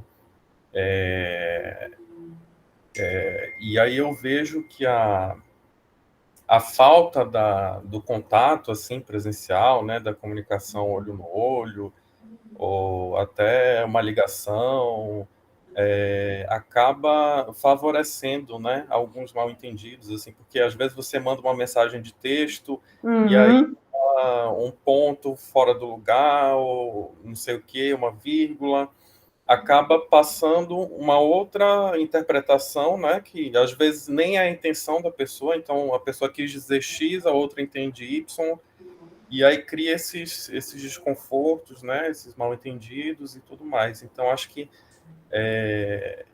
nesse contexto todo, a gente tem que ter a consciência também de se comunicar com clareza, né, sem deixar de lado toda a questão da educação, né, da gentileza, enfim, no trato com o outro, né, no dia a dia. É isso mesmo. Eu acho que Exatamente. também. Pode falar, Francine. Enfim, é isso mesmo, né? Hoje a gente está tendo que lidar com esses dilemas aí. Eu acho que é uma adaptação também em relação a essa nova forma de comunicação, né? E às vezes essa interpretação, né, mal feita, né, distorcida, né, tem a ver com questões emocionais daquela pessoa, às vezes que estão ali naquele momento, né? Alguma insegurança, né? Enfim, aspectos pessoais que, como eu disse, a gente acaba trazendo para a nossa comunicação, né? Não só na forma como a gente se manifesta com o outro, mas também na forma como a gente interpreta esse outro, né? Às vezes é uma pessoa extremamente insegura em relação a determinado conteúdo, de ter que lidar com aquela situação, com aquela pessoa em especial, às vezes é um relacionamento, né? Às vezes acaba carregando esse aspecto mais pessoal mesmo, né? Para essa interpretação, para essa má interpretação. Então, quando a gente convive com pessoas, por exemplo, que de uma forma recorrente acaba tendo essa reação, às vezes está achando que você está sendo agressiva num comentário e você não está sendo, né? Às vezes aquela pessoa tem um histórico, né, de estar nessa posição mesmo, de ser agredida, de ser machucada, de ser magoada, ou às vezes é uma forma dela de se interpretar, né, nessa insegurança também. Só falhar aqui. Ele ia falar, certo. né? Mas Então, eu acho que ter esse cuidado, né? E perceber que isso acaba sendo repetitivo. Certo. Então, a gente já está chegando aqui ao final, né? Já são 16 horas, já passamos do horário. Não sei se alguém gostaria de colocar alguma coisa, complementar ou perguntar, antes da gente encerrar, né, gente? Alguém gostaria? Senão a gente vai encerrando aqui. Foi muito bom esse diálogo, né? Como o primeiro, o segundo, acho que são complementares, né? Eu acho que é por aí, eu acho que é interessante que a gente aborde e discuta mais esses temas que são muito recorrentes, né? Principalmente hoje. Eu acho que a questão precisamos nos equilibrar para equilibrar as coisas, né? Porque acho que seja equilibrado também pelo nosso equilíbrio, também, pelo nosso comportamento mais equilibrado. Então, alguém tem mais alguma colocação? Quer falar alguma coisa? Se não, gente, a gente vai encerrar com muita gratidão a todos aqui, né? Agradecendo bastante as duas palestrantes aqui, né? Dizer que vocês enriqueceram bastante as nossas tardes e que foi muito importante esse momento aqui. Para mim foi muito, valeu bastante. E se ninguém tem mais nada a falar, a gente vai encerrar, ok, gente? Agradecer, tá? A todos que ficaram até o final aqui desse debate, dessa palestra, né? Eu acredito que foi bastante enriquecedora, principalmente para... Muitas vezes a gente vivencia as coisas, né? Mas muitas não estamos ligados a termos, né? Como cultura de cancelamento, né? Como assertividade, a gente já vive isso, né? Mas muitas vezes sem rótulos. Mas é interessante a gente também entender um pouquinho isso aí, não é mesmo, gente? Muito obrigada, quero agradecer a todos vocês e dizer que foi uma ótima tarde aqui, tá? Nesse bate-papo aqui. Obrigada, Rosiel. Obrigado, professora. Eu queria aproveitar e fazer o convite, Luciana, todos. Fazer o convite para a programação de amanhã, que a gente vai ter um encontro com o Relações Públicas Ives Montefusco. Ele vai falar sobre o tema Quando Voltar a Primavera, por onde andarão as flores, né? Nossas flores. E aí ele vai propor uma atividade durante a fala dele e pede, né, que as pessoas que forem acompanhar levem alguns materiais, como giz de cera, lápis de cor, tintas, canetas coloridas, papel ou tela. Que ele vai propor uma atividade durante a fala dele e ao final será mostrado, né, o resultado dessa atividade. Então fica aí o convite a todos que puderam participar hoje, que voltem amanhã também, o pessoal que for acompanhar pelas redes sociais da FAARTES. Muito obrigado a todos. Então, tchau, gente. Boa tarde. Até amanhã. Vamos nos encontrar, né? Novamente. Um abraço a todos. Obrigada, gente. Tchau. Obrigada, Francine, Edna. Nada. Vocês foram lindas. Abraço. Tchau, tchau.